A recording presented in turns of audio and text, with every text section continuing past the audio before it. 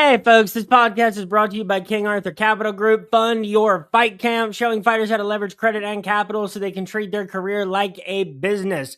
Love sharing that information with as many people out there as possible. So if you're looking to treat your career a little bit more like a business, this sport is only going to be better when fighters from top to bottom in the sport are more financially stable as they go through their careers. So follow those folks on Instagram at Fund Your Fight Camp.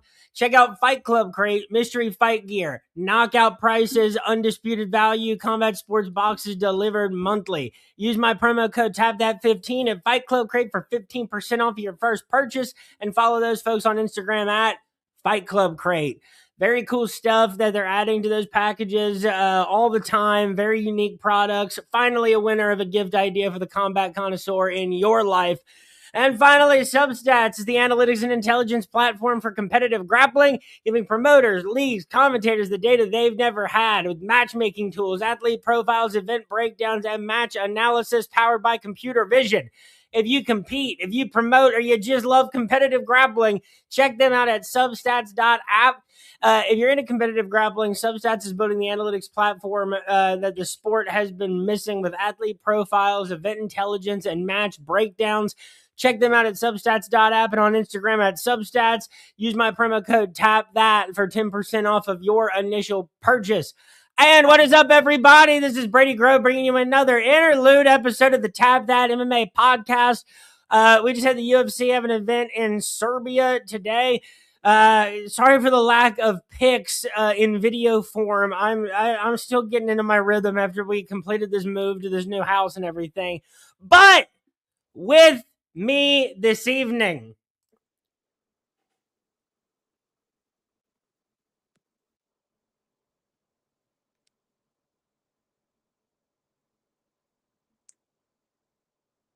oh,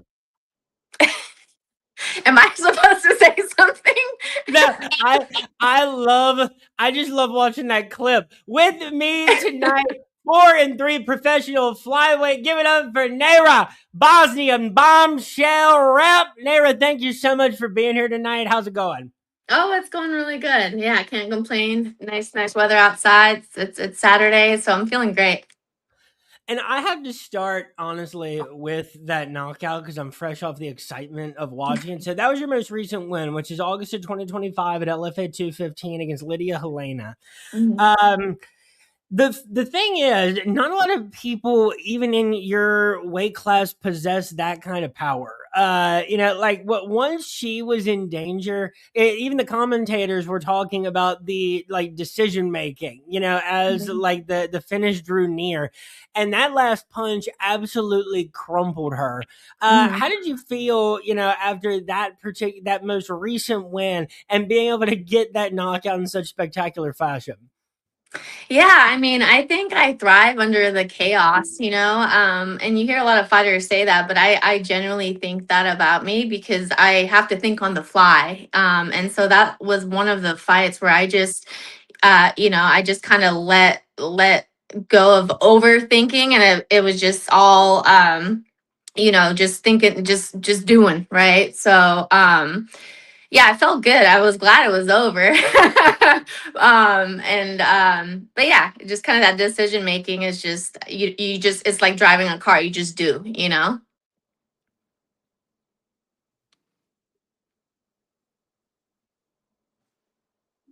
you freeze?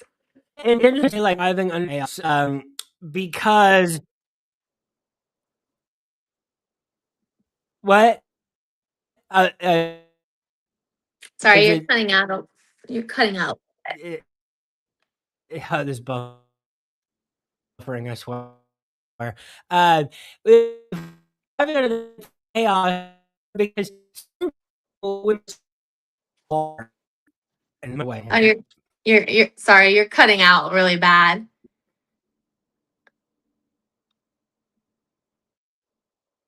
You're frozen.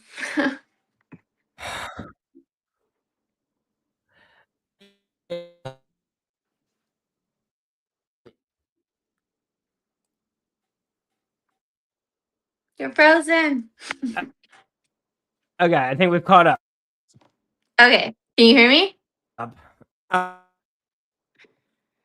Um, Mm. okay, have we caught up now? Now I can hear you for the moment. Yes. Okay, there we go. Jesus, I gotta do something on this internet. Anyway, in the chaos of that fight, and when people smell blood in the water, not all people's bodies react like they want them to. You know, you can Mhm. tell when some people's bodies are reacting crazily and they're trying to get a finish. But your punches in that final moment in that fight were landing square. And it was Mhm. when you were both swinging, she was in desperation mode swinging, and that last hook landed absolutely on the button, and put her lights out. Not like the fight was called to an end. The lights were out. There was no further fighting. So your body clearly in those moments was doing exactly what you were telling it to do, and you were acting with precision, even though the adrenaline level was at a height. Mhm. Yeah, I think when my back's against the wall, or if I have to prove a point, I just don't think about it. And that's just kind of been my personality. I think just, over the course of growing up, I always bring up my brother, my older brother, picking on me as I was growing up. And, we were always fighting, and I'm going to get the last laugh. I'm going to get the last shot, whatever you want to call it. Like, there's no quit in me. So I actually, if you look at the fight, kind of playing it safe, I was on the outside, kind of playing it safe. And then after I got dropped in that first round, I had to go out there and do what I do best, which is I'm in your face. I'm gonna make it ugly. And then someone's gonna fall down. Someone's gonna fall over, and it's not gonna be me. So yeah. Yeah, to kind of, I guess we'll work our way a little backwards here, because the thing that is crazy about your record is when people look at it, what they might see first is 4-3 as a professional, Mhm. but every single professional fight was under the LFA banner up to this point, and two of your three losses have come against Shannon Clark and Eileen Pereira, Mhm. which are immediately recognizable names to people. You know, Mhm. so like you see people that start off their pro career for one reason or another with like one of these high quality promotions. Mhm. And I like, do you think that that has been like ultimately a really good thing for your development as a fighter? Is like your entire time as as a professional has been under the banner of LFA, which is really the premier prospect feeder promotion, and it's hard to even call it that because LFA is legitimately like a top 10 promotion in the world, Mhm. when it's all said and done. So the whole time of your professional career has been nothing but quality tests. Mhm. Yeah, I mean, for me personally, and I can't speak on everyone else, but as an athlete, I played sports all my life, and my biggest thing is I want to be challenged. I don't want to get to the top and then be challenged. I want to be challenged along the way. I don't want to pad my record with, an easy fight so I can shine. No, I want the best of the best. I want to compete at that level now. I'm not going to wait for it, and climb my way. And the record, yeah, you're right. The 4-3, three losses, sure. But I fought some tough girls, and I'm still improving. And that's one thing about me is, there's still a lot of opportunity to get better. And I'm never gonna say, I'm never gonna back down of a tough fight, because I think that's what makes me shine under the bright lights. So I'm gonna keep taking on these challenges. And it's different for everybody because like I criticize the New England regional MMA area right now because of doing the exact opposite with a lot of their prospects and those Sure. promotions. um you see a lot of like young kids that are fighting like 16 and 42 fighters in main events of New England regional promotion. You see a lot of this with Brazil too, where Mhm. guys will come on the Contender Series and it's like, I got nothing. I don't know Right. exactly how this guy's going to do because I don't know who he's fought.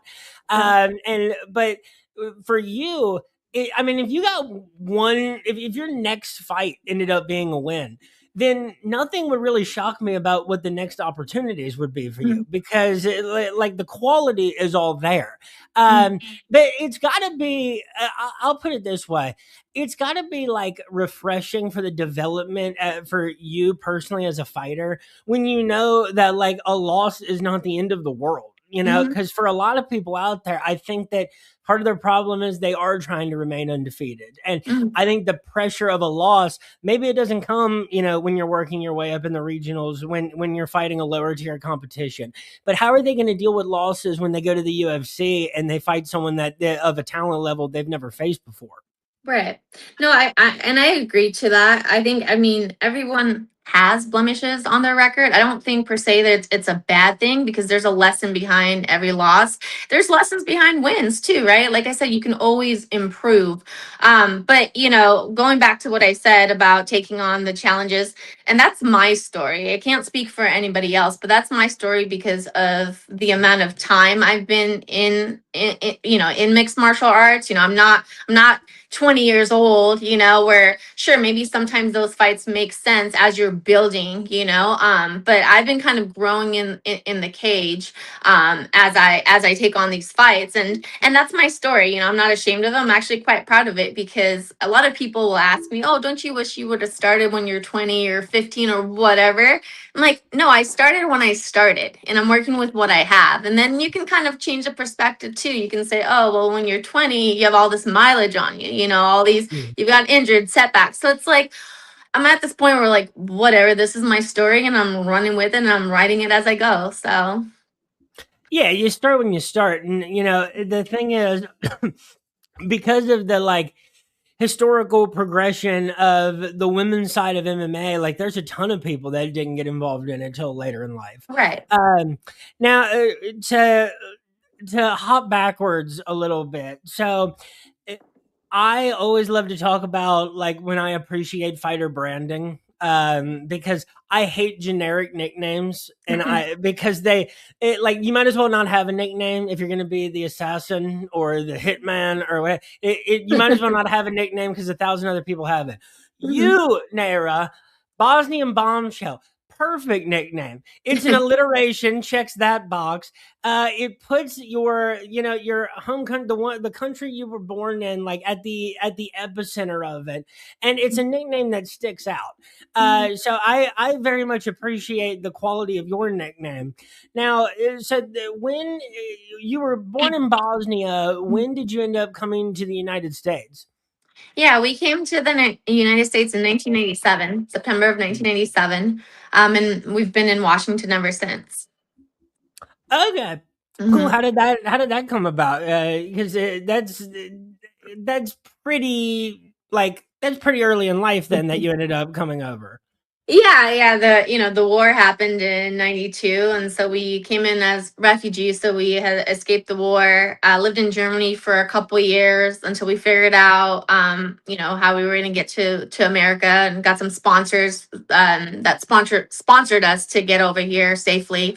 And then Washington actually ended up being, we were waiting on, I think we were waiting on papers to go to like Australia, I think was one of them, and then the papers came sooner for Washington, which I thought about it sometimes. Like Australia would have been nice, but that would have been cool, to train over there. But we can't. Yeah, so we came here. We've been here since. I've traveled quite a lot, like with fighting, like through LFA. It's given me the opportunity to travel and see other states. So that was kind of cool. But I've been in Washington since '97, basically.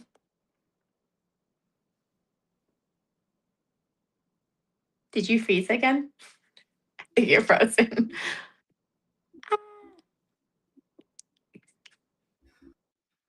Are you frozen still?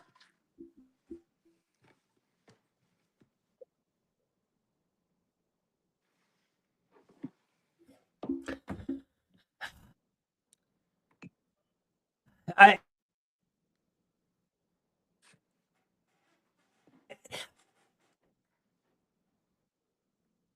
I gotta Are ask you there? ChatGPT what to do What? about this because since this move, the internet has been considerably worse.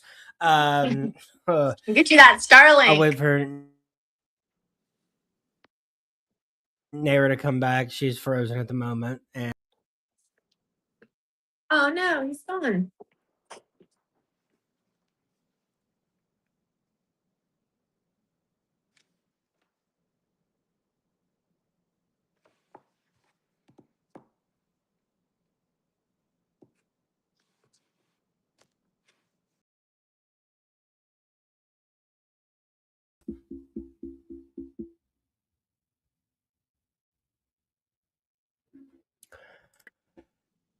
all right, here we go. We're Ooh. back. I gotta. Okay. No, I was asking the Wi-Fi gods for help out there. But yeah, I heard the entirety of your answer. Thank goodness, because I was very interested in the because I actually had a fraternity brother in college with like a similar story. He was from Bosnia. He was named Nihad Ali Hadzik. Yeah, that's Bosnian for sure. um, and I mean, so now right now, do you think like because Bosnia, you see a lot of athletes pop up in different sports and especially in combat sports. And I mean, naturally, basketball, you see basketball players pop up from every country in the world. Mhm. Do you think the fact that everybody has been like that so many people had to go to different places at a different time, do you think it is maybe like slowed the progression of like being able to really see Bosnian athletes at the forefront because they ended up spreading out to different places over time?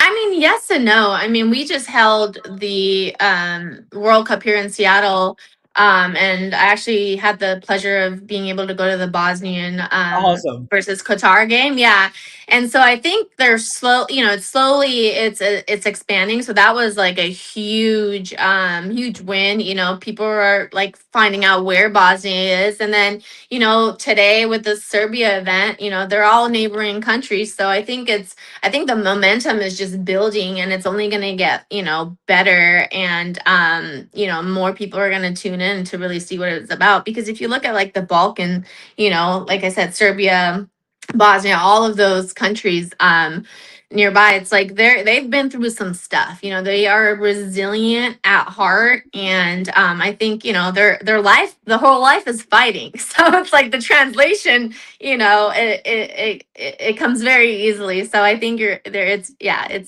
we're just getting the momentum going.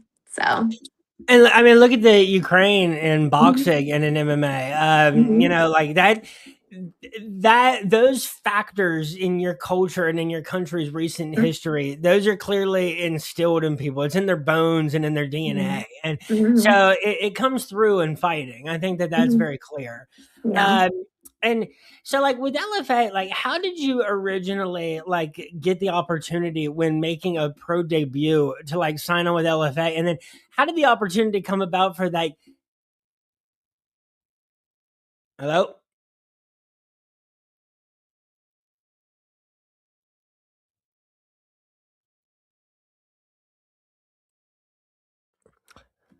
Nary, your screen went black. Um, the internet seems all right now, but let's wait for Nara to get her picture back here.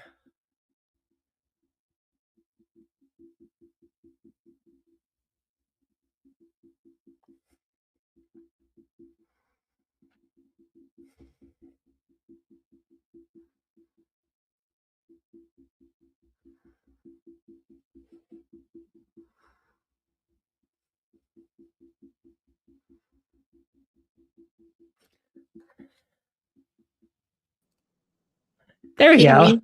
Sorry, I was getting a call and I denied it. And I don't know. Okay. Sorry. You said how did the opportunity come about? Fighting for LFA? Yeah. Is that what you Yeah. had asked me? Yes. Are you on mute? I shouldn't be. Can't hear you. Hello. No, my microphone's working. I'm not muted. Can you hear? This is Can't unusual. hear you. This is strange. God. No, Nejra, my microphone is working. I don't know why you can't hear me. Mm. Can you hear me? I can hear you. Can you hear I me can't now? hear you. Let me try. Uh, Let me try getting back out and back in again. Hang on. okay, yeah, Let's try try that. this. Try that. Oh, folks, I apologize. This has not been without its challenges here.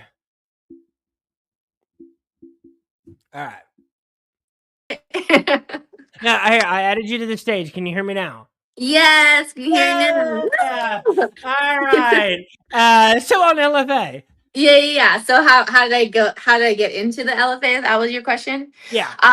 Yeah, I had a teammate that was actually making her pro debut in LFA, and I've always known about LFA, and so I went and cornered her.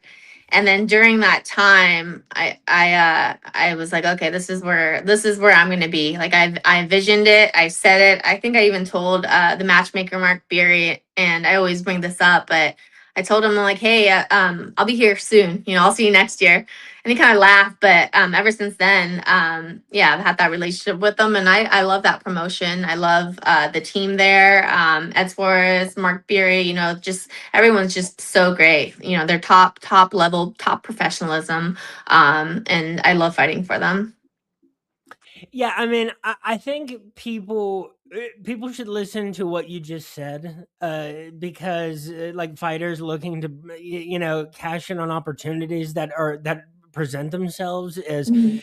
like sometimes it seriously goes a long way to say those things to people. Mhm. Like, and some people think like, I won't, or I don't want to do that, whatever it is, because you hear fighters all the time like, I'll fight whoever, wherever they put in front of me.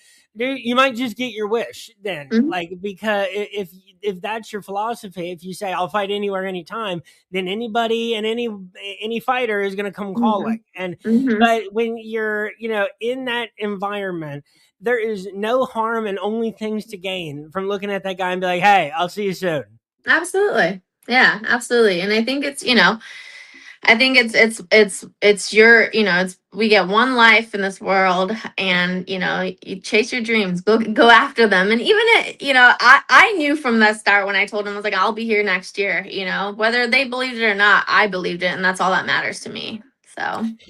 I say that all the time. Like I say specifically for not accounting for whatever might come after this time on Earth, but we have Mhm. one life on this Earth, Mhm. and like it seems like people are sometimes miss a lot of opportunities because they forget that part for whatever reason. And but being an LFA, like that's something that when a fighter is going to be on the Contender Series, on the Ultimate Fighter, they're making their UFC debut, whatever it is. If I had no idea who you were and I was trying to pick a fight like in the UFC and place a bet, it's like, well, my God, like this person like has spent their whole career in LFA, Mhm. and so that that has to have been. Now, what are the what are the things you're looking at for the next fight here? Because I believe it's been a handful of months. You haven't been able to fight yet in 2026. Right. So I mean, is that for any reason in particular, or is that just how the timing is shaking out? And then what are you kind of looking at as your next fight? Yeah, I dealt with a couple of injuries, a little bit of setbacks. And yeah, I mean, we took a local fight. Ever since I was an amateur, I only fought locally, and then I kind of left 4 years ago, and I fought for LFA, all those, 7 fights that I fought for them. None of them were in Washington. So I had a huge following. I still have a huge following. But everyone's like, when are you gonna fight locally? When are you gonna fight locally? I'm like, you know what? I mean, my contract came up with LFA, and I said, I don't want to travel anymore. Let me just do a home fight. And then also get back in the winning column, and then do well, and then more opportunities will follow. More doors will open. So that's kind of the gist of it. And I'm just really happy to be at home with my loved ones, and I get to cut weight at home. I don't have to, travel and just think about all that extra stuff that comes with it. So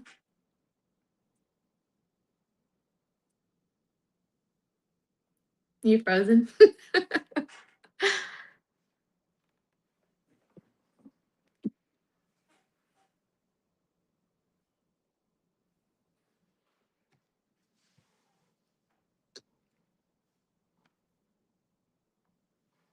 You're frozen.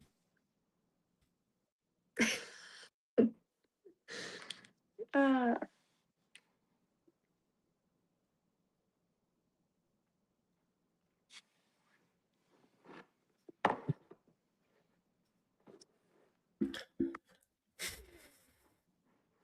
ooh, I can see you now. Can you hear me? There we go. My God. Hey, we gotta get you that Starlink sponsorship.